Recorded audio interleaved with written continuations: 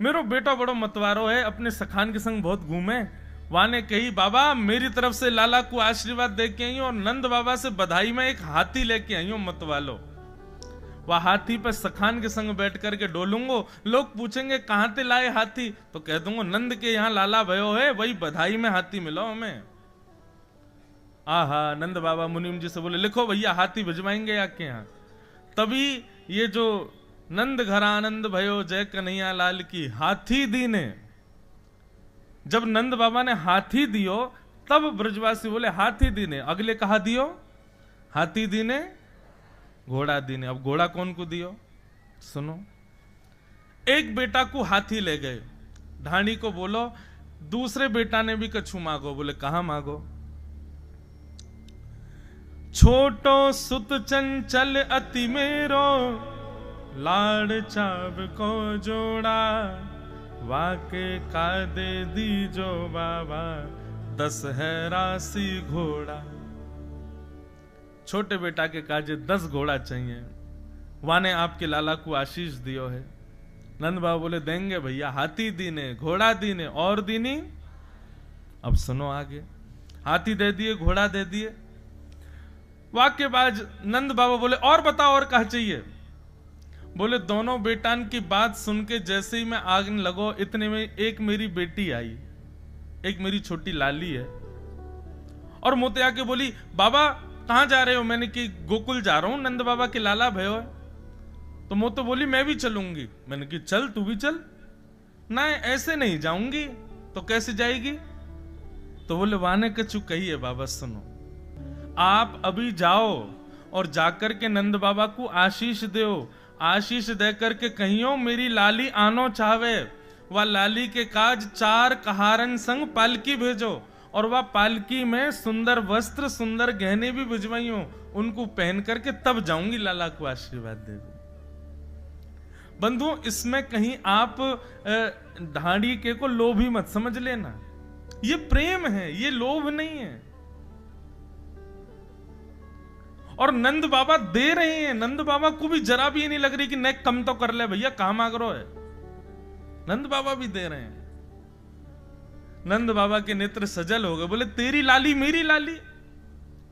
हे मुनीम जी अभी पालकी तैयार करवाओ, 4 कहार बुलाओ, सुंदर बढ़िया वस्त्र और आभूषण रखवा के भिजवाओ। ढाणी के की लाली आवेगी, लाला को दर्शन करवे, आशीर्वाद देवे। ये बातें सुन सुन करके ब्रजवासियों के नेत्र सजल हो रहे हैं। जय हो धन धन श्री नंद बाबा, आपके भाग्य की सराहना कर रहे हैं सब। मैं बेटी की बात मान के आन लगो, इतने में ही बाबा मेरे बड़े बेटा को ब्याह है गया, तो बाकी बहू आई और घूंघट करके मुझसे बोली, बोले मेरे पिताजी ने आपके लाला से मेरो ब्याह या मारे करायो, क्योंकि उनको पता ही कि आप नंद बाबा के ढाणी के हो। लेकिन मेरो ब्याह जब से भयो या घर में कोई उत्सव ही ना भयो, मैंने तो कभी सुनी नहीं कि आप नंद बाबा के यहां गए। आज इतने वर्ष बाद नंद बाबा के यहां जा रहे हैं, तो ऐसे नहीं जाएंगे मुंह को कुछ लेके आई हो। मैंने वहां से कही अरे बहू बता तू को कहा चाहिए। बोले पैर के अंगूठे से लेके सिर के सिक तक जितने गहने होते हैं सब नंद बाबा ते कहीं बनवा के भेजे मेरे काजे। लाला भयो है वह प्रसन्नता में। नंद बाबा ने मुनीम जी से कही, बोले सुनार भिजवाओ इनके घर, इनकी बहू को सब नाप लेके आवेगो, जैसो वो चाहेगी वैसे वाके गहने बनवा के भिजवाएंगे। बंधुओं ये केवल एक व्यक्ति की भरपाई की जा रही है, ऐसे असंख्य ब्रजवासियों को दे रहे हैं नंद बाबा। सोचो जो लोग कहते हैं हमारे घर ठाकुर जी आ जाएं, ठाकुर जी आ जाएं, तैयारी कर लेना, सब लुटवा देंगे ठाकुर जी, कुछ रहने नहीं देंगे आपके पास। क्यों एक म्यान में 2 तलवार नहीं। ठाकुर जी कहेंगे या तो ये सब संपत्ति रखो या मैं रहूंगा। तो जिनको भी इच्छा है ना कि ठाकुर जी घर आवे, पहली तैयारी कर लियो, सब लुटवा देंगे ठाकुर जी। अभी तो सुनियो आगे कहा करें लाल जी। और ऐसा नहीं है कि आपका मन नहीं है लुटाने का, ठाकुर जी जबरदस्ती लुटवाएंगे, नहीं, वो आपका मन ही ऐसा कर देंगे कि आप जबरदस्ती लुटाओगे। ले जाओ भैया सब ले, सब तुम्हारो है। मेरे तो केवल गोपाल जी हैं, ये इनको मेरे पास छोड़ जाओ, बाकी सब ले जाओ। ये स्थिति होगी। नंद बाबा बोले तेरी बहू मेरी बहू है, सुंदर भिजवाऊंगा सब गहने। ढाणी के और बता और क्या चाहिए। ढाणी को बोलो मैं सबकी बात मान ली, दोनों भैया, दोनों बेटा बेटी बहू, और सबकी बात मान के जैसे ही मैं आने लगो इतने में ही मेरी बिना दांत वाली अम्मा आ गई।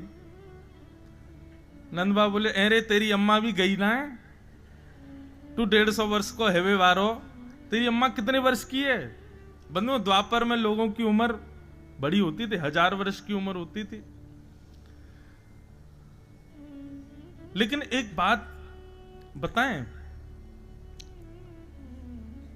एक संत से मैंने पूछा, मैंने कहा महाराज जी एक बात बताओ, जैसे हम 30 के हो गए, 40 के हो गए, 30-40 पर हम अब 40 के बाद धीरे धीरे बुढ़ापा आने लग जाता है। सतयुग त्रेता द्वापर में भी ऐसा ही होता था कि 40 के बाद बुढ़ापा या 100 वर्ष के बाद ऐसा कुछ। तो इतनी अद्भुत बात उन्होंने बताई, बोले कि जैसे अभी 30, 35, 40 के बाद बुढ़ापा आना शुरू होता है, ऐसे ही तब भी बुढ़ापा आना शुरू होता है, लेकिन भजन बल से आप अपने स्थिति को रोक सकते हो। तब ऐसा होता था सतयुग त्रेता द्वापर में। अगर आपका भजन, आपका साधन, आपका यम नियम तप ये अगर श्रेष्ठ है तो आप अपनी आयु बढ़ने पर भी अपने शरीर को यथावत रख सकते थे। नंद बाबू बोले कहां मांगो तेरी अम्मा ने बता भैया। ढाणी को बोलो लाला मेरी बात सुन, बहुत वर्षन बाद नंद बाबा के यहां कोई लाला भयो है, ऐसो दान मांग के आइयो, ऐसो दान मांग के आइयो कि जीवन भर हमारी आवे वाले वंश में भी कोई बालक को कोई से भीख नहीं मांगनी पड़े, इतनो लेके आइयो कि भर जाए हमारो घर। नंद बाबा ने ये बात सुनी, खूब प्रसन्न है कि बोले ठीक है भैया, खूब देंगे, जो तू कहेगो सो देंगे, और बता और क्या चाहिए। ढाणी को बोलो ना ना सबकी बात है तो गई, अब आप बार बार क्यों कह रहे हो और बता और बता, बस इतना बहुत है नंद बाबा, ये कोई कम है। तभी यशोदा मैया पीछे से बोली अभी एक व्यक्ति रह गया है। कौन? बोले तेरी घरवारी, वाने तो कुछ मांगो ही ना अभी तक, पहले वाह की बात बता तभी तेरी मांग पूरी होगी। सब ब्रजवासियों के नेत्र सजल हो गए, बोले कैसे नंद बाबा यशोदा मैया, अरे कोई मांगवे आवे तो हम लोगन की स्थिति ऐसी है जा बस भैया बस बस बस, अब तो का पूरा घरे लूट ले जाएगो का। लेकिन यहां नंद बाबा अकेले नहीं, यशोदा मैया भी बोले पहले घरवारी की बता, वाने कहा मांगो। मैं सबन की बात मान करके जब नंद गोकुल की ओर आने लगो ना, तो जैसे ही घर से बाहर निकलो गली में, तब मेरी घरवारी दौड़ के आई और एकांत में मेरा हाथ पकड़ करके बोली, बहुत देर से सुन रही मैं, कोई 200 भैंस, कोई 700 गैया, कोई पालकी मांग रहा हो, कोई नक्सिक तक गहने मांग रहा है, और सासू मैया ने तो कह दे इतना ले आई हो कि आगे तक भीख ही नहीं मांगनी पड़े। अरे नंद बाबा के लाला भयो, कोई लक्ष्मी प्रकट नहीं भैया उनके यहां पे, मेरी बात मान के जाओ, सौगंध है तुमको। नंद बाबा यदि थोड़ो दें बहुत कर मानो, पर लाज राख घर आइयो। नंद बाबा यदि एक तुलसी पत्र भी हाथ में पकड़ा दे ना तो वाकू सिर से लगा के आई हूं, लेकिन हमारी लाज नंद बाबा के यहां रख करके आई हूं, कोई जरूरत नहीं है इतना मांगने की। नंद बाबा जो प्रेम से दे दें वाकू माथे से लगा के आई हूं। अरे नंद बाबा के लाला भयो है, उनको कोई लूटवे थोड़ी जानो है, हमको कोई जरूरत नहीं है इन सबन की बात कहवे की। आप तो नंद बाबा जो शहर से दे दें वाकू लेकर के आई हूं। ढाणी के की पत्नी की बात सुनकर के वहां बैठे हर व्यक्ति और नंद बाबा आदि सबके नेत्र सजल हो गए। नंद बाबा ने ढाणी के को हृदय से लगा लिया, बोले अरे ढाणी के, तेरा कोई व्यापार तो है ना है, तेरी कोई और कमाई को जरिया तो है ना है, बस हम ही तो हैं, हमसे ही तो कमावेगो, और आज तक तेने कछु मांगो नहीं, लेकिन धन्य है तेरी घरवारी। वाक्य भाव को नमन करूं। हे मुनीम जी सब लिख लियो ना आपने? बोले हाँ लिख लियो।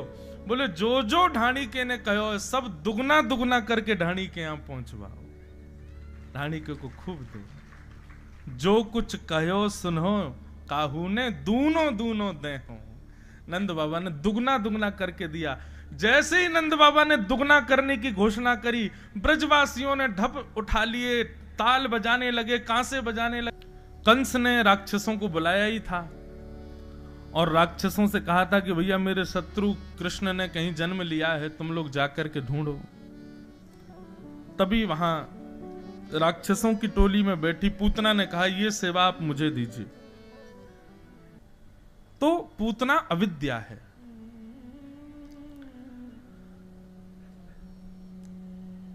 बहुत ध्यान से सुनना।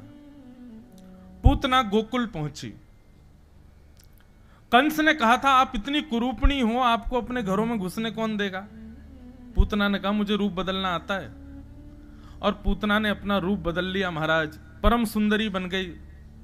इतनी सुंदर बन गई कि पूतना को देख करके जो देखे वो देखता रह जाए।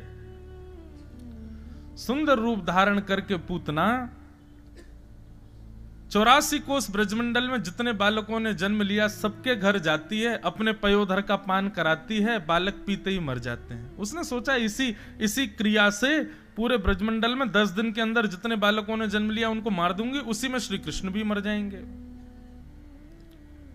जैसे ही पूतना गोकुल पहुंची, गोकुल में सब नाच रहे थे, गा रहे थे, आनंद कर रहे थे। नंद घर आनंद भयो जय कन्हैया लाल की। इतना अद्भुत आनंद हो रहा था। ब्रजवासियों को सोने का समय नहीं, ब्रजवासियों को भोजन पानी किया है कि नहीं इसका कोई भान नहीं। किसी के पैर में लगी, किसके सिर में लगी है, नाचते नाचते थक गए लेकिन फिर भी नाच रहे हैं। ये उत्सव, इसको कहते हैं देहाभिमान शून्य होना। ठाकुर जी जब जीवन में आते हैं तो व्यक्ति देहाभिमान भी शून्य हो जाता है। देह अभिमान शून्य मतलब मैं ऐसे बैठा हूं और थोड़ी देर में मेरा मन हुआ नहीं ऐसे बैठूंगा, ये देहाभिमान है। आपके देह ने अभिमान किया कि अरे तू जैसे चाहता है वैसे नहीं, जैसे मैं चाहता हूं वैसे बैठे थे, थोड़ी देर में आपको यहां भारी लगने लगा, आप कुर्सी पे बैठ गए, ये देहाभिमान है। अरे पंखे से काम नहीं चल रहा, एसी लगवाओ मेरे लिए, ये देह अभिमान है। ठंडी रोटी खिलाओगे, गरम गरम कुरकुरी रोटी खवाओ मुझको, ये देह अभिमान है। व्यक्ति जब भक्ति पथ पर चलता है तो देह अभिमान उसका शून्य हो जाता है। उसको फिर इन सब चीजों से कोई परवाह नहीं।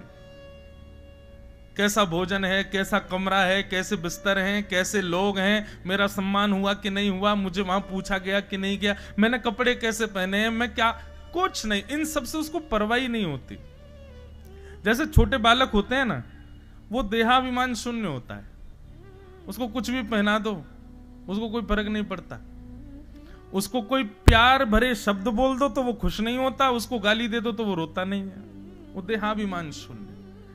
ठाकुर जी जब जीवन में आते हैं तो व्यक्ति देहाभिमान शून्य हो जाता है।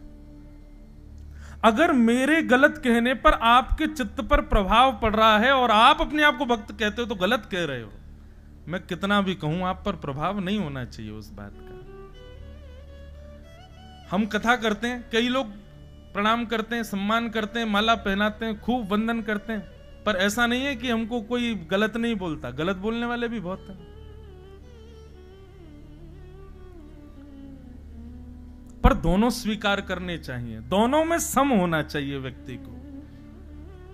ना सम्मान से ज्यादा प्रसन्न होना, ना अपमान से दुखी होना, ये देहाभिमान शून्य है। ब्रजवासी सब देहाभिमान शून्य होकर के नृत्य कर रहे हैं क्योंकि ठाकुर जी प्रकट हुए हैं।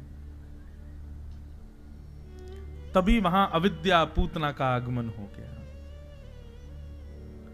पूतना ने जैसे ही गोकुल में पैर रखा और ज्यों-ज्यों आगे बढ़ने लगी, उसकी पायलों की झनकार, उसके सुंदर कटाक्ष नेत्र, उसकी मधुर मोतियों जैसी मुस्कान, उसके अंग से उत्पन्न होने वाली सुगंधी, सब ब्रजवासियों को अपनी ओर आकृष्ट करने लगी। यही तो करती है विद्या। ब्रजवासी नाचते नाचते बस एक बार ऐसे देखते और जैसे ही देखते तो दोबारा भगवान के उत्सव को मना ही नहीं पाते, उसी को ही देख रहे हैं। कितनी सुंदर।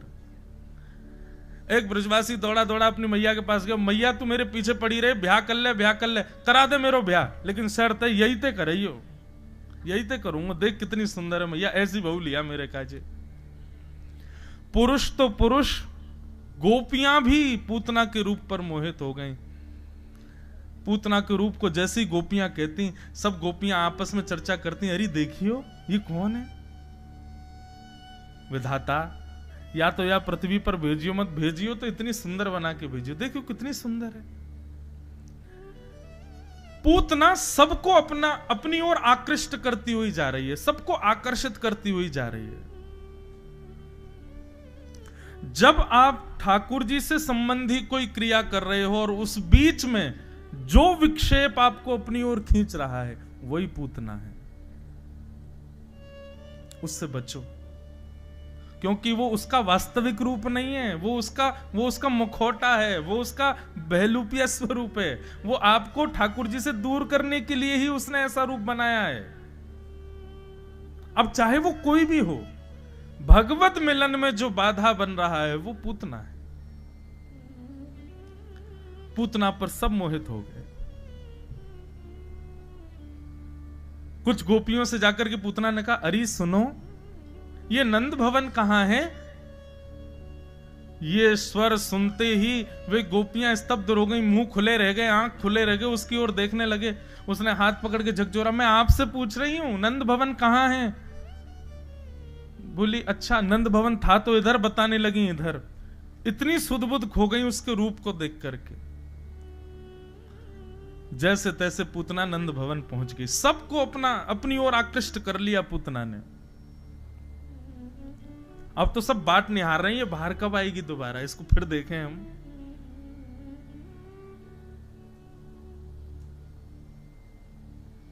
भीतर जैसे ही पूतना ने प्रवेश किया, यशोदा मैया भी उसके रूप पर मोहित हो गई। यशोदा मैया बोली, हे विधाता, या तो तेने मेरो लाला कछु दिन पहले भेज दियो होतो, या फिर ये जो आ रही का या को जन्म अभी भयो होता तो अपने लाला को यही तो ब्याह कराती। इतनी सुंदर। ठाकुर जी गोद में अभी 6 दिन के हैं ठाकुर जी। ठाकुर जी कह रहे हैं मैया नेक देर रुक जा, अभी बहू अपना मुख दिखावेगी तो है, या तो ब्याह करावेगी मेरो। पूतना के रूप पर यशोदा भी मोहित हो गई। ये पूरा संस्मरण ध्यान से सुनिएगा। पूतना ने सबको अपनी ओर आकर्षित कर लिया, लेकिन दुर्भाग्य पूतना का, जब यशोदा मैया से थोड़ी चर्चा हुई, यशोदा मैया ने देखा रूप सुंदर है, वस्त्र अच्छे पहने हैं, विश्वास की पात्र है, ठाकुर जी को पूतना की गोद में दे दिया। कितना बड़ा दुर्भाग्य है पूतना का कि गोद में जैसे ही ठाकुर जी आए, जिस रूप पर पूरे ब्रजवासी मोहित हो गए, सब आकर्षित हो गए, उसकी गोद में ठाकुर जी ने जाते 6 दिन के ठाकुर जी ने अपने नेत्र तो बंद किए ही, हाथ और रख लिए कि कहीं से छाया भी नहीं दिखे इसकी। मुझे क्या समझे? आपकी ऐसी कोई क्रिया जिससे सब रीझ रहे हों, यह जरूरी नहीं है। बाकी लोग भले ही ना रीझें, पर ये जरूर रीझने चाहिए।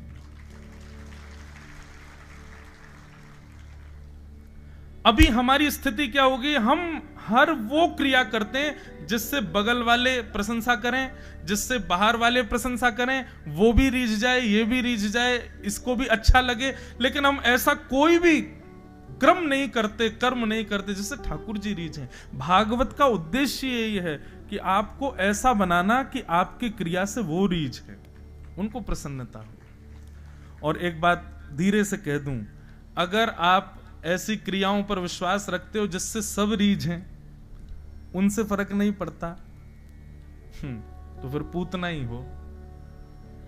तो पूतना भी तो यही कर रही है। पूतना के ऊपर ठाकुर जी मोहित नहीं हुए।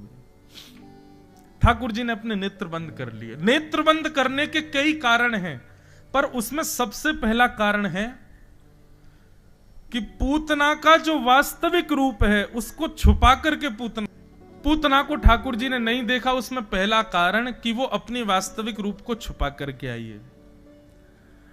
पूतना को ठाकुर जी ने नहीं देखा, इसमें दूसरा कारण क्या है? ठीक है, तुम सुंदर बन के आई हो, आकर के सीधे हमसे ही मिल लेती। तुमने मेरे कीर्तन, मेरे भजन, मेरे उत्सव को करने वाले ब्रजवासियों को मेरे कीर्तन भजन से क्यों दूर किया, अपनी ओर आकर्षित क्यों किया? कहने का अभिप्राय, हमारी कोई क्रिया, हमारा कोई स्वभाव, हमारा कोई व्यवहार किसी भक्त की भक्ति में विक्षेप डाल रहा है तो वो पूतना का स्वभाव है। ठाकुर जी आपको देखेंगे नहीं। फिर पूतना को ना देखने का दूसरा कारण है कि पूतना ने ब्रजवासियों को उत्सव से विमुख किया, अपनी ओर आकर्षित किया।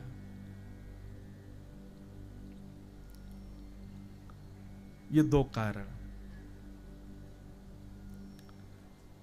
और कई सारे कारण बताए जाते हैं कि ठाकुर जी ने पूतना को क्यों नहीं देखा, पर ये दो प्रमुख हैं।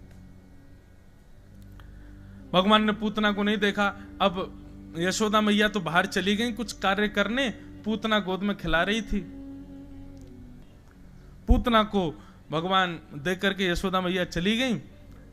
पूतना ने जैसे ही अपना पयोधर ठाकुर जी के मुख में दिया, भगवान ने पहले तो पूतना के विष को पिया, उसके बाद भगवान ने पूतना के रस तत्वों को पिया, पुण्यों को पिया, पापों को पिया, दुग्ध को पिया।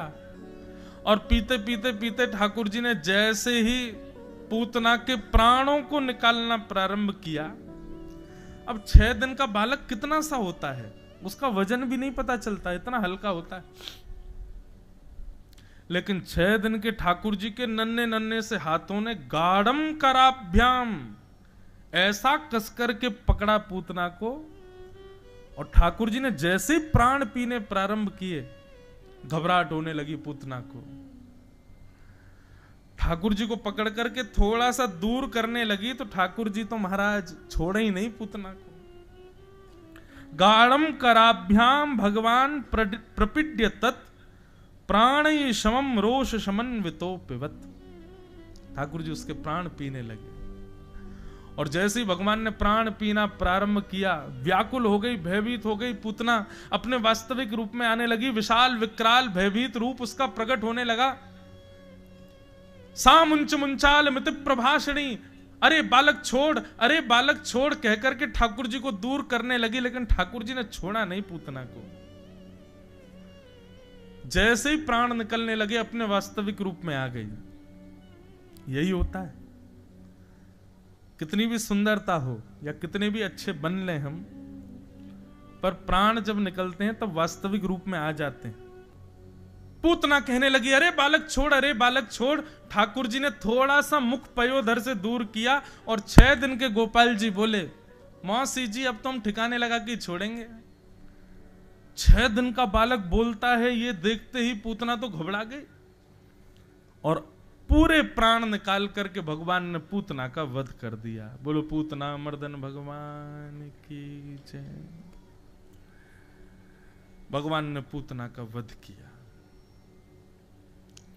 जैसे ही पूतना गिरी, उसका विशाल स्वरूप न जाने कितने खेतों को अपने नीचे चटनी बना करके गिरी।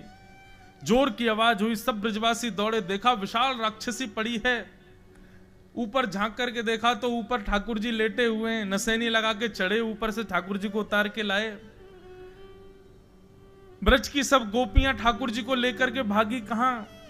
गौशाला में। गौशाला में जाकर के भगवान को गाय की पूंछ से झाड़ा दिया, गौरज भगवान के 12 अंगों में लगाई और गौमूत्र से स्नान कराया कि ठाकुर जी को कोई अला बलाएं नहीं लग जाए, ठाकुर जी को कोई नजर गुजर नहीं लगी हो। और ये राक्षसी थी, पता नहीं कैसी दृष्टि होगी उसकी।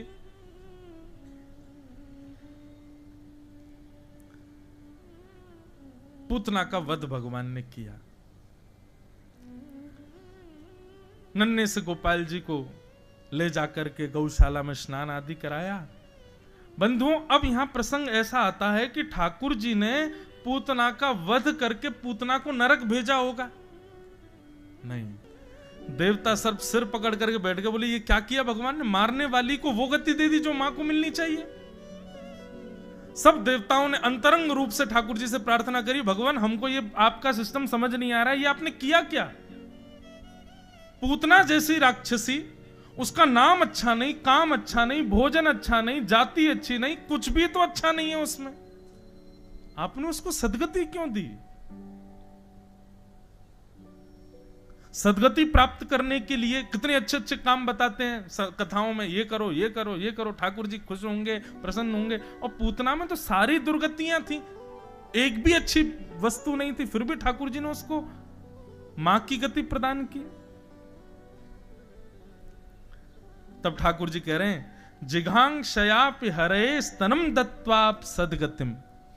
बोले हमको ना पूतना का कुछ भी अच्छा नहीं था, पर कोई भी व्यक्ति किसी को मारता है तो अस्त्र से शस्त्र से मारता है, पर पूतना का जो मारने का तरीका था ना, बोले क्या तरीका था? बोले जैसे एक माँ अपने बालक को पयोधर वात्सल्य भाव से पिलाती है, ऐसे पूतना वात्सल्य भाव से पयोधर पिला रही थी, तो मैं तो उसी पे ही रीझ गया।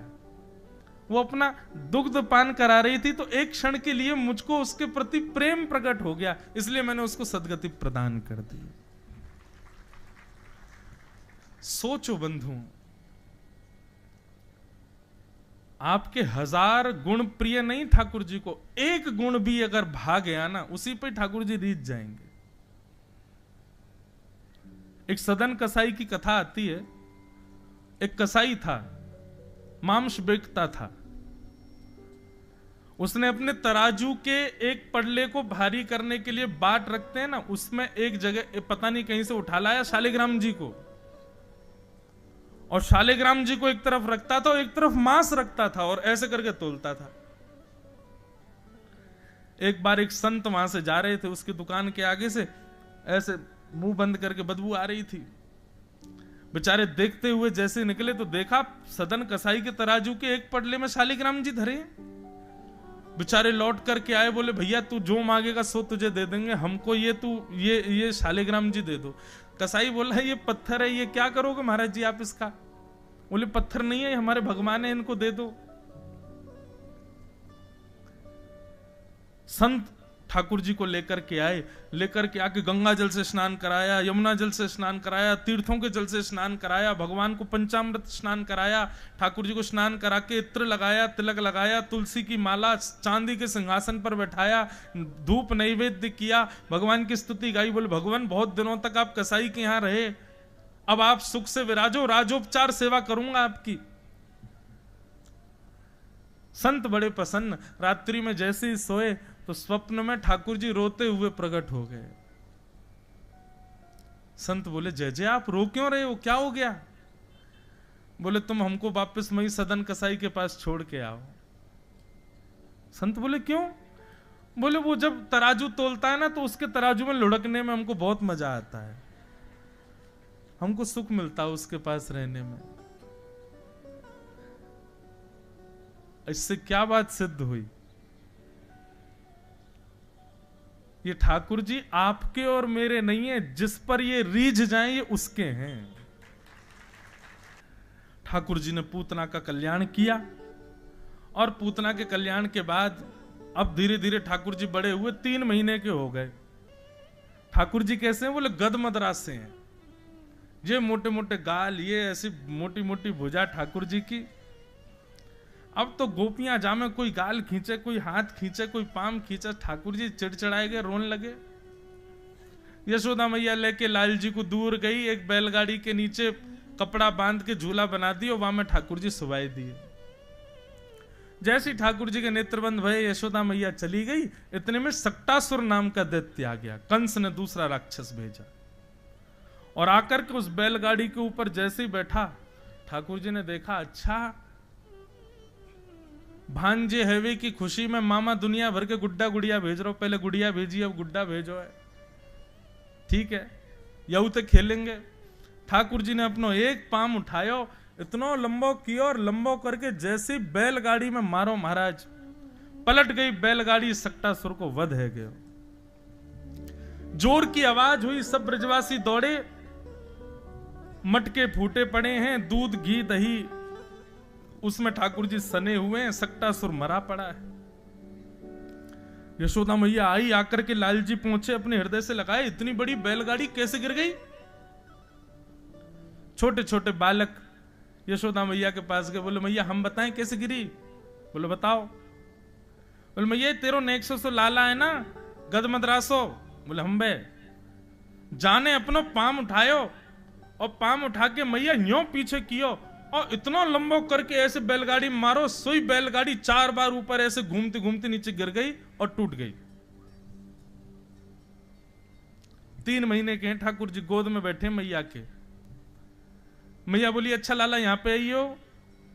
वो जैसे ही पास गयो मैया ने एक दियो वाके। बोले झूठ बोले ने 100 मेरो लाला 3 महीना को आज पहली बार करवट लई यूं कह रो यानी पाम लंबो कियो बैलगाड़ी यूं गिर गई, शर्म ना आवे तोते? तेरी मैया की उम्र की मोते झूठ बोले। बालक गाल पे हाथ रख के बोलो मैया तेरी सौगंध खा के कह रहा हूं, मैंने अपनी आंखन ते देखी, यही लाला ने तेरे ने बैलगाड़ी गिरी है। मैया बोली फिरते आ। बालक चौकड़ी मार के भागे वहां से। बोले मैया तो बाबड़ी हैगी, माने ही ना हमारी बात है। ठाकुर जी मंद मंद मुस्कुरा जाते। यही तो ब्रजवासियों का प्रेम है। यशोदा मैया लाला को लेकर के चली गई। अब महाराज तीसरा राक्षस आया। अब ठाकुर जी 1 वर्ष के हो गए और तीसरा राक्षस आया तृणावर्त। ये तृणावर्त कैसे आया? ऐसे हवा के बवंडर के रूप में। जैसे ही आ रहा था उस समय ठाकुर जी मैया का दूध पी रहे थे। दूध पीते पीते भगवान ने सोचा तृणावर्त आ रहा है और कहीं तृणावर्त आ गया और हमको उड़ा के ले गया तो संग में मैया भी उड़ेगी, और कहीं मैया उड़ी तो मैया के सामने तृणावर्त को कैसे मारूंगा मैं। सो ठाकुर जी ने दूध पीते पीते अपना वजन इतना भारी कर लिया, यशोदा मैया के पाम दुखन लगे। मैया बोली लाला मुंह को तो ऐसा लगता है ना ज्यादा दूध पी लियो दिखे, चल दूर रह जा। सो ठाकुर जी को उठाए करके दूर रख दियो और मैया भीतर रसोई में चली गई। अब ठाकुर जी अकेले लेटे हैं आंगन में। इतने में तृणावर्त आया और ठाकुर जी को आंगन से उड़ा करके ले गया। ठाकुर जी ने इतना भारी कर रखा था स्वयं को। तृणावर्त बोले कि ये छोटा बालक तो नहीं लगता, ऐसा लगता कोई पत्थर उठा लिया मैंने, इतना भारी। ठाकुर जी बोले बाबड़े दुनिया मुंह को पत्थर में देखे, मैं स्वयं तेरे संग तू पत्थर समझ रहा हूं मैं। गला पकड़ करके आकाश से तृणावर्त को नीचे पटक दिया और तृणावर्त का वध हो गया। ब्रजवासी फिर से भागे। दूर जंगल में ठाकुर जी लेटे हुए हैं, मंद मंद मुस्कुरा रहे हैं। 2 दतुइयां दिख रही हैं ठाकुर जी की। ब्रजवासी सब उठा करके लाल जी को लेकर के आए। बोले मैया जब से तुम्हारो लाला भयो कोई ना कोई बला आती रहे यहाँ पे। मैया हमें तो ऐसा लगे लाला तुम्हारो 1 वर्ष को है गयो, अभी तक यहाँ को नामकरण संस्कार ना है भयो है। या हमारे ये सब अलाएं बलाएं आ रही हैं, तुम यहाँ को नामकरण संस्कार कराओ। यशोदा मैया बोली ठीक है अब लाला को नामकरण संस्कार होना चाहिए। 1 वर्ष के ठाकुर जी है गए।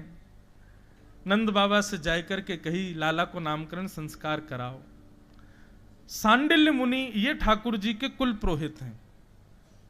सांडिल्य मुनि से जब निवेदन किया तो बंधुओं सांडिल्य मुनि ये बात जानते हैं कि श्री कृष्ण नंद यशोदा के बेटे नहीं है, ये वसुदेव जी के पुत्र हैं। कंस से रक्षा के लिए इनको यहां भेजा गया है, पर बोल नहीं सकते। उनका मन होता है कि कुल पुरोहित के द्वारा ही नामकरण होना चाहिए, मैं क्यों करूं नामकरण, मेरे तो मैं इनका पुरोहित हूं ही नहीं। लेकिन बोल नहीं पाते तो बार बार बहाने बना देते हैं। सांडिल्य मुनि बोले आप प्रतीक्षा करो, मैं कुछ दिन में आऊंगा तब आपके बालक का नामकरण संस्कार करूंगा। सांडिल्य मुनि ने जाकर के भगवान के कुल पुरोहित गर्गाचार्य जी से कहा, पूरी बात बताते हुए कि आप जाओ और ब्रज में जाकर के नंद यशोदा के पुत्रों का नामकरण करो। तब ब्रज में श्री गर्गाचार्य जी महाराज आए। आहा बहुत सुंदर लीला। गर्गाचार्य जी आए, आकर के विराजमान हुए। यशोदा मैया से कही मैया कल का मुहूर्त बहुत अच्छा है आपके लाला के नामकरण का, लेकिन मैया एक बात सुनिए, मैंने सुनी है आप लाला का करवट उत्सव मनाती हो। अरे छोटी छोटी बातों का भी उत्सव कौन मनाता है? ये इतने लोगों को तुम निमंत्रण देती हो, उसी वजह से राक्षस आते हैं। ये नामकरण संस्कार गुपचुप करना, किसी को मत बुलाना। यशोदा मैया बोली जो आज्ञा, फिर भी आप आज्ञा करो कहां करें। तब गर्गाचार्य जी बोले छोटे बालकों के सारे उत्सव प्रारंभ करो गौशाला में। आप सबसे भी प्रार्थना बंधु, आप सबके भी छोटे छोटे बालक हैं, इनकी कोई भी इनका जन्मदिन हो, कोई संस्कार हो, कुछ भी हो, वो या तो ठाकुर जी की सन्निधि में करो या फिर गौ माता की सन्निधि में करो। गोपाल जी के, ठाकुर जी के सारे संस्कार यशोदा मैया ने गौ माता के सामने किए।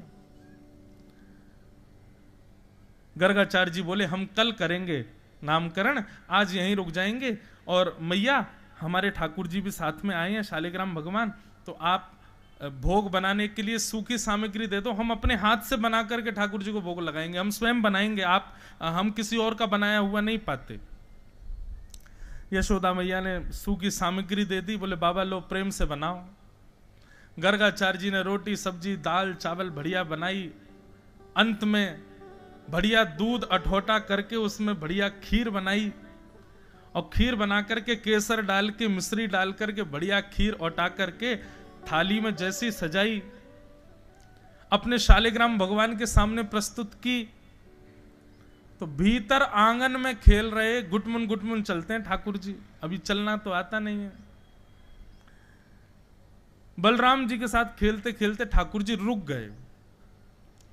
दाऊ दादा बोले लाला, अच्छा दोनों बोलते नहीं है, बोलना नहीं जानते, लेकिन मनी मन बात करते हैं। दाऊ दादा बोले लाला कहाँ गए हो, तू रुक गए हो? बोले अरे दाऊ दादा ने जोर से सूंघो, ऐसी सुंदर सुगंधी आ रही है, अरे केसर युक्त मिश्री डाल के बढ़िया कहीं खीर बनी है धोटी दूध की। दाऊ दादा मेरे तो जीभ में पानी आ रहा हो बहुत जोर से। बोले दादा लाला कहाँ बनी होगी खीर? बोले बाहर बनी है। दादा मैं चख के आऊं ने। सोई ठाकुर जी गुटमन गुटमन चल के बाहर गए। गर्गाचार्य जी ने अपने ठाकुर जी के आगे थाली रखी थी, नेत्र बंद करके त्वदीयम वस्तु गोविंद तुभ्यमेव समर्पयेत् ग्रहाण सुमुखो भुक्त्वा प्रसीद परमेश्वर माला जप रहे थे। इतने में ठाकुर जी गए और उनके गोपाल जी के, उनके शालिग्राम भगवान के आगे रखी थाली में से खीर का पात्र उठाया और ठाकुर जी तो बढ़िया चप चप भोग लगाने लगे।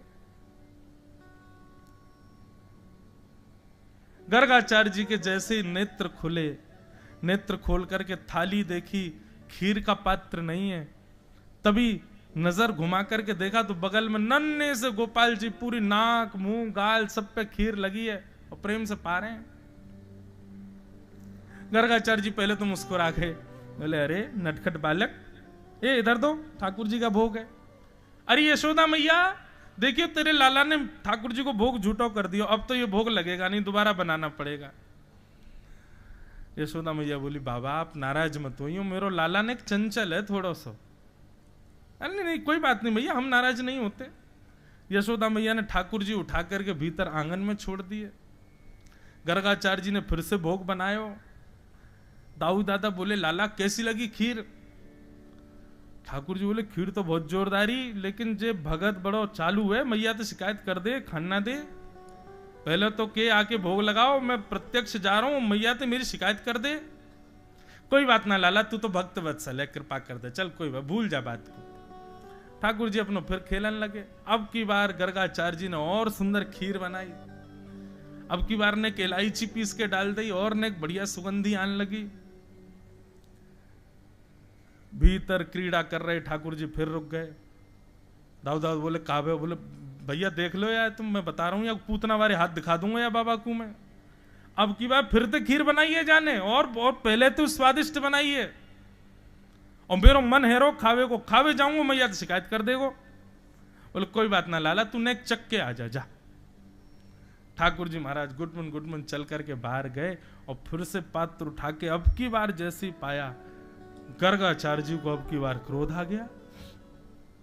मैया एक काम करो, हम अपने ठाकुर जी को लेकर कहीं और जा रहे हैं, ये तुम्हारा बालक तो देखो, इतना शैतान बालक तो हमने कभी नहीं देखा, बार बार आके पा जाता है ठाकुर जी का भोग। मैया बोली बहुत बड़े सौभाग्य की बात है कि भोग पा रहे है, नहीं तो ये तो शालिग्राम जी को गुलाब जामुन समझ के खा जाए। नंद बाबा तो अपने शालिग्राम जी की सेवा करें और बाकी बाद ऊपर टांड पे धर के जामे कि कहीं लाला नहीं खोज ले उन्हें, या कोई यूं लगे शालिग्राम भगवान शहद में नामे तो मीठे है गए होंगे। बाबा बहुत बड़ी कृपा है कि खीर खा रहे हो, तुम्हारे शालिग्राम सही सलामत बैठे हैं। बाबा अब के मैं आपको कमरा में बंद कर आऊंगी, आप प्रेम से भोग बनाओ। ठाकुर जी को पकड़ करके मैया ने कमरा में बंद कर दियो। अब छोटे बालक हैं तो बाहर से पूरा बंद तो नहीं किया, बस किवाड़ लगा दी। ठाकुर जी ऊपर चढ़े, जंगला पे जाके खड़े है गए, वो ऐसे घूर के देख रहे हैं गर्गाचार्य जी। बोले अब के बोला बाबा तो मैं बताऊं। और गर्गाचार्य जी भी ठाकुर जी को देख रहे हैं, बोले शैतान बालक। ठाकुर जी बोले शैतानी तो अभी तने देखी ना है, तो बुला तो सही अब के। गर्गाचार्य जी बोले शालिग्राम भगवान क्षमा कर देना, छोटा अबोध बालक है। अब ब्रज के अनपढ़ गंवार लोग हैं, पढ़े लिखे तो है नहीं, ऐसी इनके बालक हैं। ठाकुर जी बोले ज्यादा मत बोले, दारी के अब के बुला तू। अब बोल तो नहीं रहे, मन मन सोच रहे। गर्गाचार्य जी ने अब की बार भोग बनायो, जैसे अपने शालिग्राम जी को पधरायो, ठाकुर जी नीचे उतरे, जंगला से किवाड़ खोली और घुटमुन चल करके जैसे ही गए, अब की बार तो ठाकुर जी जैसे ऐलानी बन करके गए और खीर को पात्र उठाया और गोद में रखी और ले जैसे ही पान लगे, गर्गाचार्य जी ने एक आंख खोल करके देखा, जैसे ही दोनों आंख खोल करके देखी, नन्हे से गोपाल जी ने चतुर्भुज रूप प्रकट कर लिए, शंख चक्र गदा पद्म धारण करके श्री गर्गाचार्य जी को दर्शन दिया।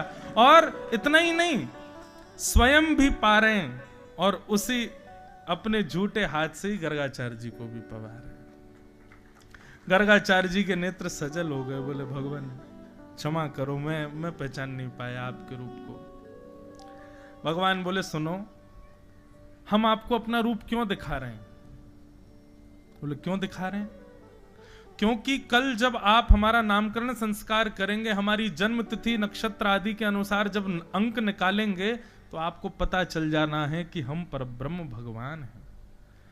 और कहीं उस समय आपको पता चला और आप हमको दंडवत करने लगे, प्रणाम करने लगे और मैया से बोले मैया ये बालक नहीं है, साक्षात नारायण है, तो सब काम खराब हो जाएगा।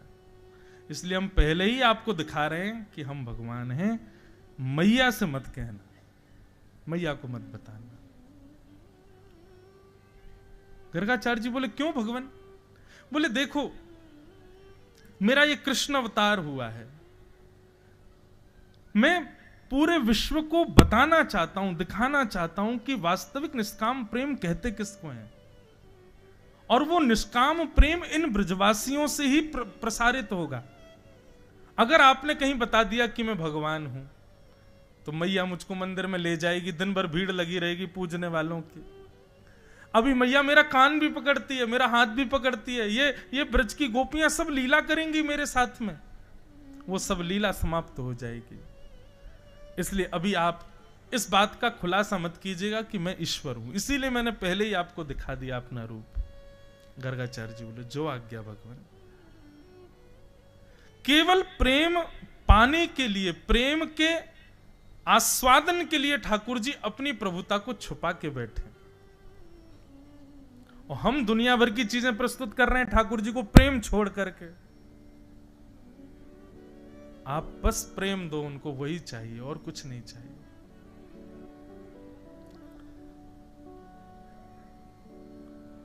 ठाकुर जी अगले दिन गौशाला में भगवान का नामकरण संस्कार हुआ। बड़े भैया का नाम राम रखा गया, पर बल की अधिकता होने के कारण उनका नाम बलराम हुआ।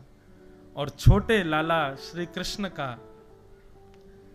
गर्गाचार्य जी ने नाम शुक्ले रक्तस तथा पीत इदानिम कृष्णताम गतः, भगवान का नाम कृष्ण रखा गया। बोलो बाल कृष्ण लाल की। बंधुओं, कृष्ण किसको कहते हैं? कृष्ण के बहुत सारे अर्थ हैं, ध्यान से सुनिएगा। पहला अर्थ, कृष्ण वर्ण को कहते हैं। वर्ण मतलब कॉम्प्लेक्शन। ठाकुर जी का रंग कैसा है, ठाकुर जी का वर्ण कैसा है? कृष्ण। कृष्ण यानी कि काला नहीं होता, कृष्ण यानी सांवला भी नहीं होता, कृष्ण यानी नीला भी नहीं होता। कृष्ण यानी क्या होता है ये बोल नहीं सकते। लेकिन एक संत कह रहे थे कि विश्व के जितने भी रंग हैं, उन सब रंगों को यदि घोल दिया जाए तो कृष्ण रंग प्रकट होगा। इस विश्व में जितने भी रंग हैं, सब रंगों को एक जगह इकट्ठा कर दो, जो रंग निकल के आएगा वो ना तो काला होगा ना नीला होगा, होगा डार्क ही, लेकिन वो होगा कृष्ण। वो ठाकुर जी का वर्ण है। तो भगवान का नाम कृष्ण, पहला अर्थ उनके कॉम्प्लेक्शन पर है, वर्ण पर है। दूसरा अर्थ कृष्ण का क्या है?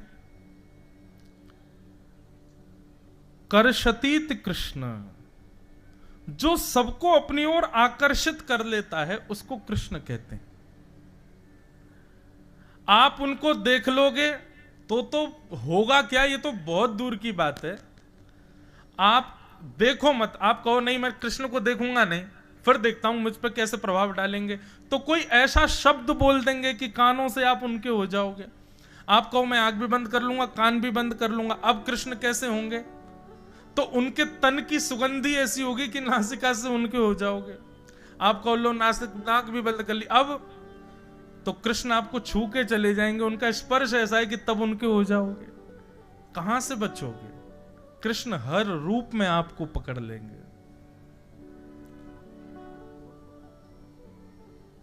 हमारे वृंदावन में कहते हैं 10 इंद्रियों पर अधिकार श्री कृष्ण का है, वो कहीं से भी आपको आकर्षित कर सकते हैं। कैसे बचोगे? तो ऐसे आकर्षण जो करते हैं, कर्षत जो करते हैं, उनका नाम है कृष्ण। और तीसरा अर्थ कृष्ण का क्या है?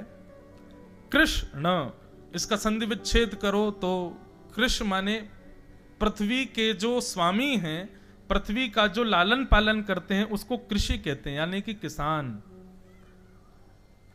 हम मानव भी कृषि हैं, वो बात अलग है, हम करते नहीं खेती बाड़ी, लेकिन हम भी कृषि। हम क्योंकि पृथ्वी पर ही रहते हैं, पृथ्वी से रहते हैं, तो कृषि। और ण का मतलब हुआ निवृत्ति। पृथ्वी पर रहने वाले जब इस नाम को गाएंगे तो उनको पृथ्वी से निवृत्ति मिल जाएगी, इसलिए उनका नाम कृष्ण। तो इदानिम कृष्णताम गतः, भगवान का नाम कृष्ण रखा गया। अब तो ठाकुर जी नेक और बड़े हैं लगे। मैया ने सुंदर ठाकुर जी को कोंधनी पहनाई, पामन में सुंदर सुंदर पाजेब पहनाई। अब तो ठाकुर जी ठुमक ठुमक चलते हैं, मैया ताल बजाती हैं और ठाकुर जी मधुर मधुर नृत्य करते हैं। और इस रूप को देख करके सब ब्रजवासी मोहित हो जाते हैं। आकाश में देवता भी कह रहे हैं मैया तेरे भाग्य की कही ना जाए, पूरे विश्व को नचाने वाला आज आपसे नाच रहे हैं। कैसे सुंदर हैं ठाकुर जी। एक दिन एक गैया बैठी, ठाकुर जी बोले बड़ी आलसी है गैया, पूरे दिन बैठी रहे, कछु करे धरे ना है। बलराम जी को लेके गए, बोले या को एक सिंह तुम पकड़ो, एक सिंह मैं पकड़ूंगा। बैठी भाई गैया के एक सिंह ठाकुर जी ने, एक सिंह बलराम जी ने, और दोनों पकड़ करके ऐसे ऐसे हिलाने लगे। अब गैया थोड़ी देर तो बेचारी हिलती रही, थोड़ी देर बाद अच्छा जड़ चेतन जीव सबको पता है कि ये ठाकुर जी हैं। गैयाओं को तो आवाज होता ही है। जैसे ही ठाकुर जी सिंह हिलाने लग जाते हैं तो गैया भी अचक करके तुरंत उठ जाती है, और जैसे ही उठी तो ठाकुर जी के हाथ में सिंह, और ठाकुर जी लटक गए आके ऊपर। अब छोड़ा कैसे? छोड़ दूंगा तो नीचे गिर जाऊंगा, गिरूंगा तो लग जाएगी। दाऊ दादा बचाइयो, बोले मैं कहा बचाऊं, मैं तो लटको भय हूं। अरे गैया तेरे पाम पूजूं, मारियो मत हमको, हम नेक नेक से लाला हैं, हमको मारियो मत। अब गैया थोड़ी माने, गैया बोली मारूंगी नहीं, लेकिन ऐसी जगह लेके जाऊंगी बहुत उधम मचाओ तुम। 9 लाख गैयाओं के गोबरों के पहाड़ थे, गैया वहीं लेके गई ठाकुर जी को, सिंह पे लटके। ए ग्वारिया बचाइयो, मैया बचाइयो, बाबा बचाइयो, देख गैया मार रही है हमें। और दूसरे ऊपर से सींगन में लगे घी, सो ठाकुर जी के हाथ और छूट रहे हैं। अब जैसे ही ठाकुर जी को हाथ छूटे वारो, इतने में ही गैया गई और जाके गोबर के ढेर में खड़ी है गई। और जैसे ही हाथ छूटो सो ही गरे गरे तक ठाकुर जी गोबर में धस गए। गोबर से स्नान करा दियो ठाकुर जी को, गैया भाज गई मानते। अब यशोदा मैया ढूंढ रही है, लाला कहाँ है? बोले यहाँ हूं मैया, दबो पड़ूंगा मैं गोबर में। गोबर में बैठे ठाकुर जी 3 बरस के। मैया ने जाके निकाले, बोले लाला कितनों नभाव धुभाव या गोबर में आके खेले, सू करे का पूर्व जन्म को? ठाकुर जी बोले हम्बे मैया तो पता है एक भगवान को अवतार भयो, कौन सो? बोले बराह अवतार। बोले हाँ। बोले वो मैं ही तो हो, मैं ही बराह बन के आयो, मैं ही तेरे यहाँ लाला बन के आ गऊं। मैया बोली चल बात बनावे, झूठ बोलते रहे, जब देखो चल। स्नान आदि कराए, ठाकुर जी को सुंदर बनाया। बोले अब मत जाइयो गौशाला। बोले ठाकुर जी बोले हाँ नहीं जाऊंगा। श्रृंगी, द्यमष्टि, फिर से ठाकुर जी पहुंच गए गौशाला, और गौशाला में जाके जोर जोर से रोने लगे। यशोदा नंद बाबा दोनों भागे, बोले कहा भयो लाला, रो क्यों रोए? ठाकुर जी बोले मैया मेरे संग बहुत बड़ा अत्याचार भयो है। मैया बोली कहा भयो? मैया में 3 बरस को है गो, अभी तक 4 दांत आए। देख गैया ने कल रात में बछड़ा को जन्म दियो, जन्म लेती सबरे दांत आ गए आके, मेरे दांत क्यों ना आए अभी तक? मैया मेरे संग बहुत बड़ा अत्याचार भयो है। ऐसी लीलाएं है ठाकुर जी की, कौन नहीं मोहित होगा भगवान से। यशोदा मैया अंक में भर लेती है, लाला से कहे लाला तू चिंता मत करे, तू तू तू ऐसे विचार मत करे, तू दूध ना पीवे या हमारे तेरे दांत ना आ रहे न करके, दूध पिए कर। श्रृंगी अग्नि डमष्टी जल द्विज क्या करते हैं गोपाल जी?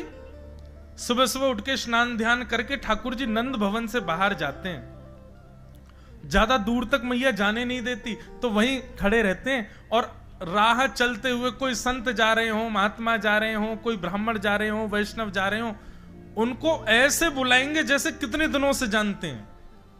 अरे अरे अरे आप यहां घूम रहे हो? सामने वाला आश्चर्य में बोले ये कौन से परिचय मिल गए छोटे से गोपाल जी। अब सब उनके रूप पर मोहित होकर चले जाते पास। बोले अरे गोपाल जी, अरे नेक्से से लाला, इतने प्यारे से, तुम्हारी मैया कहाँ है? बोले मैया ने मुझको भेजो है। बोले काय को भेजो? बोले तुमको ढूंढवे के काजे। मैया सवेरे से प्रतीक्षा कर रही है, उनको पता चली कि आप गोकुल आए हो, मैया ने 56 भोग बनाए हैं आपके काजे। मेरे तो सवेरे तो मुंह में पानी आ रहा है, लेकिन मैया बोली जब वो बाबा पालेंगे तब तो को पवाऊंगी। चलो ना आप घर चल के प्रसाद पाओ, और फिर के बाद मुझको भी मिलेगा। घर में कोई व्यवस्था नहीं है, कुछ बना नहीं है, जबरदस्ती। ठाकुर जी संग में 5-10 संतों की टोली लेकर के आमे, और नंद भवन के द्वार पर छोड़ के चौकड़ी मार के भाग जाए वहां से। अब संत खड़े, कहां जाएं? यशोदा मैया आई, बोली जय हो बाबा, आज इतने सारे संतन को दर्शन। बोले मैया वो छोटो सो लाला आयो यूं कह रो, आप हमें ढूंढ रही हो? हमारे कद 56 भोग बनाए, मैया पवाओ, बड़े दिनांत भूखे। यशोदा मैया बोली कहां चली जाऊं, पता ना कहां तक कौन कौन बुला लावे, मुंह बता क्यों ना जावे कि मैया ऐसो कछु। ठाकुर जी एक दिन पकड़े मैया ने, अरे लाला ए तू कोई जानना पहचान सबन को बुला लावे, घर चलो हमारी मैया ने भोजन बनायो। बोले मैया देख नंद बाबा और तूने 80 वर्ष तक इतनो कमायो, सब घर में भरो भयो, मैं तो तोते दान पुण्य करवा रहा हूं मैया, तुम यहां कुछ धर के कहां लेके जाओगी सबन को? ये 9 लाख गैयान को इतनो दूध होवे, इतनो घी दही होवे, मुंह को यूं लगे मेरे नंद बाबा और यशोदा मैया के खूब पुण्य है जाए, या हमारे में तो संतन को खींच खींच के लाऊं कि यहाँ पे आके खूब प्रसाद पाओ। ऐसा उत्तर दें कि यशोदा मैया कुछ कह नहीं सकती। ऐसी क्रीड़ा करते हैं ठाकुर जी। अब ठाकुर जी के पांव थोड़े और बाहर निकलने लगे। अभी तक तो एक लिमिट थी, उससे आगे नहीं जा सकते। ठाकुर जी बोले अब क्या करें कि भैया सब जगह घूमना शुरू हो, तो धीरे धीरे ठाकुर जी के सखा बने। मधुमंगल, श्री दामा, तन सुखा, मन सुखा, धन सुखा, ये ठाकुर जी के सब सखा हैं। इनके संग ठाकुर जी खेलन लगे। अब तो ठाकुर जी तो इतने फुर्ती वाले हैं कि नेक में कोई पर चढ़ जामे, नेक में कोई ये धक्का दे दे, नेक में कोई ये हरा दे। ठाकुर जी के तुम लोगों में फुर्ती क्यों ना है? देखो मैं कैसी जोर से भाग जाऊं, चढ़ जाऊं पेड़न पे, कहीं भी कूद जाऊं, और तुम ऐसे लुंज पुंज से ऐसे क्यों? सब ग्वाला बोले लाला तू तो बढ़िया मक्खन खावे, दूध पीवे, दही खावे, तो को तो सब खावे पीवे को मिले, हमें नहीं मिले, हमारे हम ऐसे। ठाकुर जी बोले बात मत बनाओ, जो गोकुल है, गोकुल में हर घर में 1000 गैया हैं, यही मारे या गांव को नाम गोकुल है। हर घर में दूध घी दही की नदी है, क्यों ना खाओ तुम? तब श्री दामा ने बताई, बोले लाला तो को तो कछु पतो ही ना है, तू तो घर से बाहर निकले ही ना है। मथुरा के राजा को नाम है कंस, और वह कंस ने हम भोरे भारे ब्रजवासियों के ऊपर एक कर लगा रखो, कर यानी टैक्स। कहा 1000 गैयान से जितनो दूध घी दही होवे सब वाके सैनिक आके नाप के लेके जामे, और वहां में ते हमको 80% दूध घी दही सब मथुरा भेजनो पड़े कर के रूप में।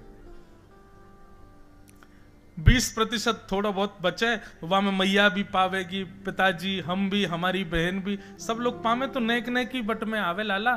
तू तो राजा को बेटा है, तेरे काजे तो कोई कमी है ना है। ठाकुर जी बोले गैया पालेंगे हम, गैया को ध्यान रखें हम, और दूध घी दही खावे को वो कंस और बाकी मथुरा के लोग। ठाकुर जी बोले अभी तो मैं बालक हूं, मेरी कोई माने को नहीं, मैं कोई को रोकूंगा तो मेरी कोई सुने को नहीं। वाणी को प्रभाव तो अभी नहीं पड़ेगा, लोग बालक समझ के पुचकार दे मोको, कछु और करना पड़ेगा। जब तक ब्रज में हैं ये कंस के यहां जाने वालों दूध घी दही ये रोकना पड़ेगा। ठाकुर जी थोड़ी देर सोचने लगे, सोचते सोचते बोले अच्छा सुनो, अगर हम चोरी कर लें तो? भाई दूध घी दही कर तो तब दियो जाएगा ना जब धन हो, और धन की चोरी है जाए, चोर ले जाए लूट के, फिर कर कैसे दोगे? वो लाला तेरी बात तो सही है। तो बोले फिर ठीक है, बाल गोपाल चौर प्रचार प्रसार मंडल, आज से हमारी संस्था को नाम बाल गोपाल चौर प्रचार प्रसार मंडल, और या को अध्यक्ष मैं हूं 3.5 वर्षीय नंद नंदन यशोदानंदन श्री कृष्णचंद्र, 3.5 वर्ष के मधुमंगल श्रीधामा बड़े हैं ठाकुर जी से। ठाकुर जी उंगली पकड़ के नहीं चलते, 3 वर्ष के ठाकुर जी 7 वर्ष के मधुमंगल को उंगली पकड़वा में, बोले ले मेरी उंगली पकड़े तू चल, तुम बुद्धि ना मैं बताऊंगा तो को। ग्वाल बाल बोले लाला देख तू जो कहेगो सो करेंगे, लेकिन तू चोरी करवे की मत के। ठाकुर जी बोले क्यों? अरे हम कोई को धन थोड़ी लूट रहे हैं, कोई के गहने थोड़ी लूट रहे हैं, दूध की दही जो कि हमारो ही है वाकु लूट रहे हैं, या में काबू रही है? नहीं नहीं चोरी तो चोरी हो लाला, कछु की भी हो, और मेरी मैया तो यो के चोरी मत करियो लाला, चाहे जो कर लियो, क्यों चोरी करवे तो ब्याह ना होवे। ठाकुर जी बोलो शरीर बनना रहा तो पे है मोह ऐसा है तेरो नेक सो कौन ब्याह करेगो तोते? अरे दूध घी दही खावेगो तब तो ब्याह होएगो। और सुनो अगर तुम्हें चोरी ना करनी तो फिर कल से तुम लोग हमारे संग मत खेलो, क्योंकि हम तो फुर्ती वाले, हम तो जोर जोर से खेले भैया। अब तुमको लग गई काउदना, हाथ पांव टूट गए तो तुम्हारी मैया अलग आवेगी। हमारे संग खेलना हो तो शरीर तो बनाना पड़ेगा, और शरीर बनावे के काजे चोरी करनी पड़ेगी। ग्वाल बाल बोले लाला तो से दूर ना रह सके, तू जो कहेगो सो करेंगे, लेकिन अब करें कैसे जे तो बता। ठाकुर जी बोले पहले मैं चोरी करके घर में देखूंगा, पहले अपने घर में चोरी करके देखूं फिर बाहर चलेंगे। ठीक है। और अगले दिन ठाकुर जी अपने ही घर में चोरी करने लगे। चोरी करते भाई यशोदा मैया ने पकड़ लिए, और जैसे ही पकड़े यशोदा मैया ने सौगंध खवाई दी, बोले लाला मोको कभी पतो नहीं चल जाए तेने चोरी करी है। ठाकुर जी आकर के अपने सब मंडल के लोगों से बोले भैया मैया ने घर में तो पकड़ लिए, घर में तो हम है गए फेल, अब बाहर करेंगे। 3 सेना बनाई भगवान ने, जल सेना, थल सेना, वायु सेना। जल थल वायु, बहुत सावधानी से सुनो। जल सेना कौन सी है? बोले कछु ग्वाला हैं, वो कहीं भी चोरी करवे को, जब कोई घर पक्को है जाए कि या घर में चोरी करनी है, तो वह घर पे वे सब ग्वाला यमुना जी में तैरते भय जामे, ये कि जल सेना। थल सेना ठाकुर जी और ठाकुर जी के संग 3-4 ग्वाला, ये थल सेना है कि ये पैदल चल के जामे। और वायु सेना कौन है? बोले ये बंदरन की है, कूद कूद के जामे एक दूसरे के छतन पे। ऐसी सेना बनाई ठाकुर जी ने। सवेरे उठते ही बंदरन की एक अलग सी ध्वनि निकले, वही से ठाकुर जी जाके जंगला में जाके देखने लगे, कहीं तो कोई बंदर संकेत कर रहा हो कि वाह घर में मक्खन निकलो लाला, वहां चोरी करेंगे। सो ठाकुर जी सबन को संकेत पहुंचवा दें, सब लोग तैयार मिलियो, वहां घर में चोरी करेंगे। और ऐसे ठाकुर जी ने पूरे ब्रजमंडल में चोरी करना प्रारंभ किया। बंधुओं, आज पूरे विश्व के लोग चोर कहते हैं हमारे गोपाल जी को।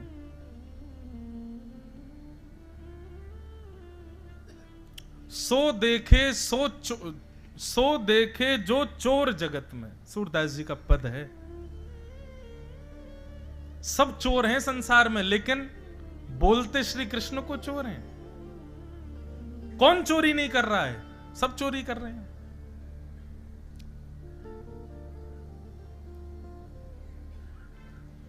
और ठाकुर जी ने चोरी भी कोई अपने स्वार्थ के लिए नहीं की है। भगवान के घर में तो 9 लाख गैया हैं, दूध घी दही सब कुछ है उनके पास। ये चोरी करने के केवल 2 कारण हैं। पहला कारण तो कंस से गौरस की रक्षा, और दूसरा कारण है ये चोरी की लीला के माध्यम से ब्रजवासी, ब्रज गोप ग्वाल और ब्रज की नारियों के हृदय में अपना प्रेम और प्रकट करवाना। चोरी करते करते समय है गयो, आज सब गोपियां भगवान की शिकायत लेके पहुंची यशोदा मैया के पास, और सब शिकायत कर रही हैं। यशोदा मैया बोली, कहा कियो मेरे लाला ने। गोपियां कह रही, यो मत कहो कहा कियो, यो कहो कहा ना कियो तुम्हारे लाला ने। और अब यहां गोपियां बता रही हैं ठाकुर जी क्या क्या करते हैं कि वत्सान मुंचन क्वचित समय क्रोश संजात हास स्तेयं स्वादधिपयः कल्पितैस्तेयोगैः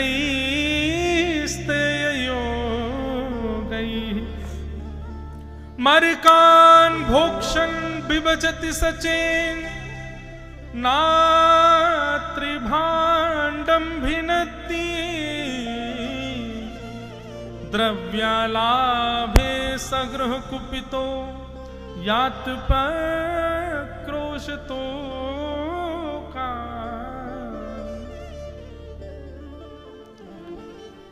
गोपियां पहुंच गई यशोदा मैया के पास। गोपियां कह रही हैं, मैया अपने लाला को समझाए लो, लेकिन काउदना नहीं, हमारे हाथ पड़ोगे तो फिर तुम कहोगे मेरे लाला से ऐसे क्यों कही। बंधुओं बहुत ध्यान से सुनिए सब लोग, ये गोपियां, इनको भी अच्छा लगता है कि ठाकुर जी चोरी करते हैं। ये जानबूझ करके ऐसा मक्खन निकालती हैं, ऐसी जगह रखती हैं जहां ठाकुर जी आवें और चोरी करें, क्योंकि हर गोपी के घर का छोटा बालक ठाकुर जी की मंडली में है। गोपियां रीझ रीझ करके मक्खन निकालती हैं ताकि उनके घर का बालक ठाकुर जी को जाके संकेत करे कि वो आज यहां चोरी करने आए, ताकि इस कारण से लाल जी का थोड़ा सानिध्य हमको प्राप्त हो जाए। लेकिन पिछले कुछ दिनों से ठाकुर जी ने चोरी बंद कर रखी है, तो गोपियां मन में सोचने लगी कछु बहुत दिन है लाला चोरी करवे ना आवे। बोले आज एक काम करें, बोले या लाला की जाके शिकायत करें हमें यशोदा मैया से। तो मैया यशोदा या को डांटवे के काजे बुलावेगी तो लाला दिख तो जाएगा कम से कम। तो ये लाल जी की शिकायत कर तो पहले भी सकती थी, लेकिन आज ही करने क्यों आई है, क्योंकि ठाकुर जी बहुत दिन से मिले नहीं है गोपियों से। तो गोपियों ने जाकर के बड़ा चढ़ा करके शिकायत करी। एक गोपी बोली, मैया तुम्हारो लाला बड़ा उद्यमी है। गो बोले का क्यों मेरे लाला ने। बोले वत्सान मुंचन क्वचित समय क्रोश संजात हास। बोले तुम्हारो लाला दूध निकालवे को जब समय होवे ना हमारो, वहां से पहले जन कहां आके गैया के बछड़ा बछियान को खोल के भाग जाए, सबरो दूध बछड़ा बछिया पी जाए, हमको कुछ मिले ही ना है। यशोदा मैया ने ठाकुर जी का पक्ष लिया। बोले मेरो लाला पक्षधर है, वाकू यूं लगे ये बछड़ा बछियान को हके हम क्यों पीमे, उनको पीनो चाहिए या हमारे खोल के भाग जाए, या हम बुराई का है। और तुम्हारे यहां को दूध यदि बछड़ा बछिया पी जाए मेरे घर से ले जाया करो, बहुत दूध है मेरे पास। गोपी बोली इससे काम नहीं चलेगा, और बड़ी शिकायत करो। दूसरी गोपी बोली स्तेयम स्वादधिपयः कल्पितैस्तेयो गई। मैया तुम्हारो लाला चोरी करे। यशोदा मैया बोली हैं काय की, धन की, मणि की, जेवरन की। बोले ना है, दूध की चोरी करे। यशोदा मैया इतनी हंसी, हंसते हंसते बैठ गई। बोले सुन पीछे जाके देख 9 लाख गैया हैं, दूध के, घी के, मक्खन के कुआं है नंद भवन में। मेरो लाला चाहे तो जल से नहीं दूध से नहावे। तुम्हारे यहां को दूध घी दही चुरा लियो, बाकी चोरी करके इल्जाम लगावे आई हो। मैया देखो तुम तो बुरा मान गई हो, लेकिन हमारी बात सुनो, अकेलो तुम्हारो लाला पावे हमें कोई दिक्कत नहीं, लेकिन बाकी तो पूरी सेना चले संग में। अच्छा स्वयं पावे, ग्वाल बालन को पवा दे, ये भी बात ठीक है, बंदरन को मरकान भोक्षण विभजति सचिन, बंदरन को खवावे और स्वयं पाले, ग्वालन को पवा दे, बंदरन को खवा दे, वाके बाद भी मटकी में मक्खन बच जाए तो मैया रहम ना करे कि छोड़ जाऊं या को घर वाले खा लेंगे जिनके घर को मक्खन है। नात्री भांडम भिनत्ती, एक बांस संग लेके चले, बाकू मटकी को फोड़ जावे। मैया बोली फोड़ के क्यों जावे?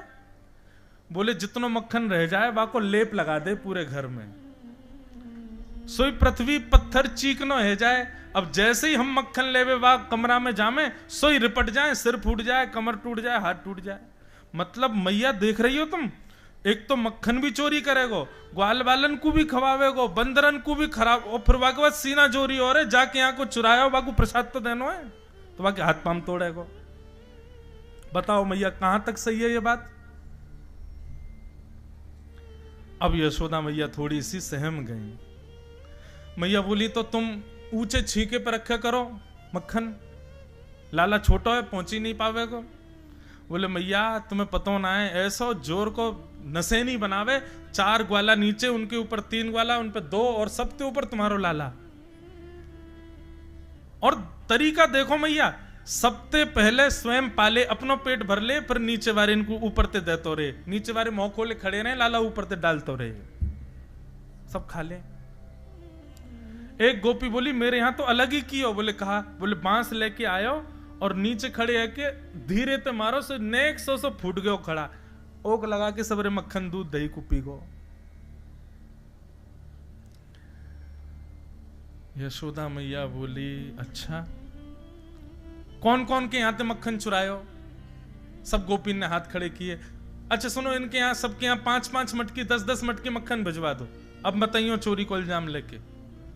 गोपियां बोली, बोले हम तो आई थी कृष्ण दर्शन करने, जो तो भगा रही हैं हमको। एक गोपी ने दूसरी को नोचा, बोले तू कुछ कहे, कुछ बड़ी बात बोल जिससे मैया को गुस्सा आवे। तब एक गोपी बोली, बोले मैया केवल यहीं तक बात नहीं है, और भी काम है तुम्हारे लाला के। बोले कहा? आप कह रही हो मक्खन को ऊंचे छींके पर रखो, अंधेरे में छुपा दो, कोई प्रयास करके लाला से बचाओ। अगर मक्खन चोरी कर ले लाला तो दिक्कत है ही है, और किसी घर में प्रयास करने पर भी लाला को चोरी नहीं कर पाए तो वह घर में तो रोटी ना बन सके। भैया बोली मतलब? बोले मान लो लाला ने प्रयास किया कोई घर में आके चोरी करवे को, और किसी कारण से वो चोरी नहीं कर पाए तो वह घर के बाहर कोयलाते ऐसे निशान बना जाए। बोले या घर में चोरी नहीं भैया, या घर ते हमें कुछ मिलो नहीं है, कल ते या घर के लोगन को जीनो दुश्वार करनो है। बोले फिर क्या करे? बोले हमारे छोटे छोटे बालकन को नोच के भाग जाए, अकेली हम कहीं मिल जाए तो कंकड़ पत्थर फेंक के हमारी मटकिन ने फोड़ दे। एक गोपी बोली मेरे यहां माखन चोरी करवे को प्रयास कियो, मैंने ऐसी तकनीक लगाई कि लाला चोरी नहीं कर पाए हो। बोले एक दना मोकू टेढ़ी टेढ़ी नजरन ते देख रहा हूं मैंने कि लाला ऐसे कह देख रहा है। बोले कछु ना, यूं सोच रहा हूं प्रसाद कब दूं तेरे यहां। मैंने कि अच्छा लाला ऐसी बात मत कर, कल तेरे भैया को जन्मदिन है, सत्यनारायण भगवान की पूजा, आ जाइयो घर पे, पंजीरी भूंज के पवाऊंगी तो है। सुमैया अगले दिन सवेरे सवेरे आ गए, बिना नहाए धोए, ऐसे बाल वाके बिखर रहे, आंख थोड़ी थोड़ी खुल रही, आंखन ने मीड़ तो भयो मेरे घर पे आ गयो। मैंने कि अरे लाला सवेरे सवेरे आ गयो, नहा धो के भी ना आयो। तो मुझे बोलो तेने कही ना आज सत्यनारायण की पूजा है, तो मैंने कि सवेरे ते जाके बैठ जाऊं, पूजा अर्चना कर लेगी मेरी। बोले तेरी? बोले मैं ही तो हूं सत्यनारायण, बता कहां है सिंहासन, बैठ जाऊं मैं, पंडित जी को बुला मेरी पूजा कर ले चल, तो को तेरे खसम को खूब आशीर्वाद दे के जाऊंगो।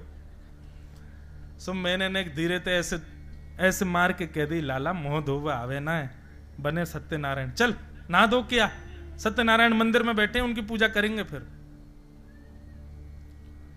बोले मेरो ऐसो मारनो इतनो खटक गयो तुम्हारे लाला को, मुझे तो बोलो तेने सांची जय जय की अपमान कियो तेने, तो को भोगना पड़ेगा। और जन कहां ते कुत्ता के पिल्लान ने ले जाके सत्यनारायण भगवान के सिंहासन पर बैठा के भाज गए, और जाते जाते बोलो देख लियो अपने सत्यनारायण को बैठे अकेले। मैं दौड़ के गई तो चतुर्भुज नारायण भगवान के दोनों तरफ पिल्ला बैठे, परमानंद दास को ठाकुर लायो पिल्ला घेर। बोले ऐसो उधम मचावे तुम्हारो लाला। और यही बात खत्म नहीं भाई। रात्रि में हमारे यहां बहुत सारे मेहमान आए, दाल बाटी चूरमा सब ने पाए, सब चले गए, तुम्हारो लाला पूरे दिन आयो ही नहीं। फिर मैंने एक ग्वाला ते कही, बोले चौरे कन्हैया क्यों नहीं आया, तो यो करो वाको अपमान कियो तेने सुबह हमारे नारो। मैंने कही कल बात कर लूंगी। रात में पति भी सो गए, मैं भी सो गई। तो मैया अर्धरात्रि में आयो और मेरे कमरा में घुस करके सोते भय पति की दाढ़ी मेरी चोटी ते बांध के भाज गयो।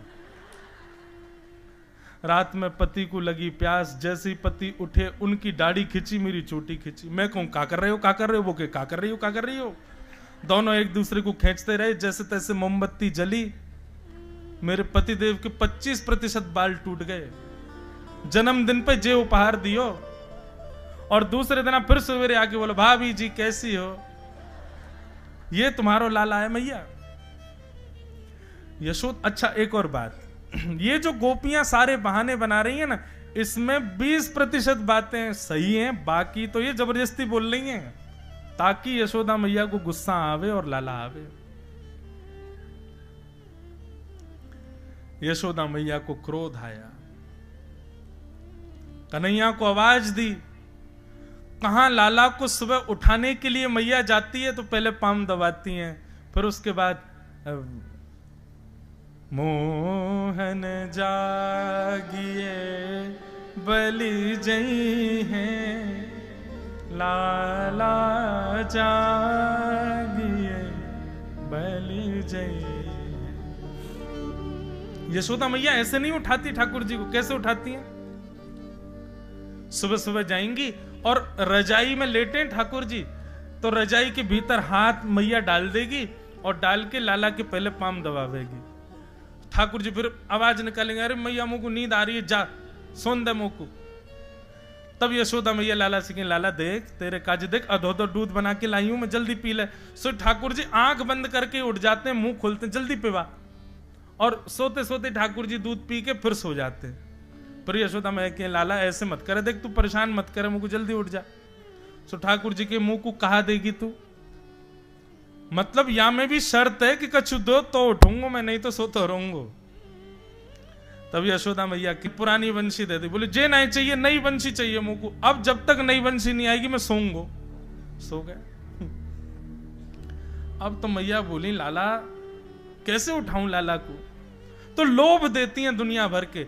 तब सबसे बड़ा लोभ मैया देती, अच्छा ठीक है तू सो तो रहे, तेरी गैयान को लेके देख बलराम जा रहा वन में और यूं कह रहा आज कन्हैया की गैयान को सूखी घास खवा के आऊंगा, सोई पतरी है जाएंगी सबरी। ठाकुर जी बोले मेरी गैयान को सूखी घास खवावे को? सोई उठ के ठाकुर जी दौड़े गौशाला में जाके देखो तो ना तो बलराम और गैया सब वहीं बंधी हैं। सोई मैया जावे और गीले वस्त्र से ठाकुर जी को मोमो सब पहुंच दे, बोले लाला अब सोई मत, अब तू उठ गयो। ऐसे उठे हैं ठाकुर जी। इतने मनोहार करने पर ठाकुर जी उठते हैं। और आज यशोदा मैया नीचे से ही चिल्ला रही है।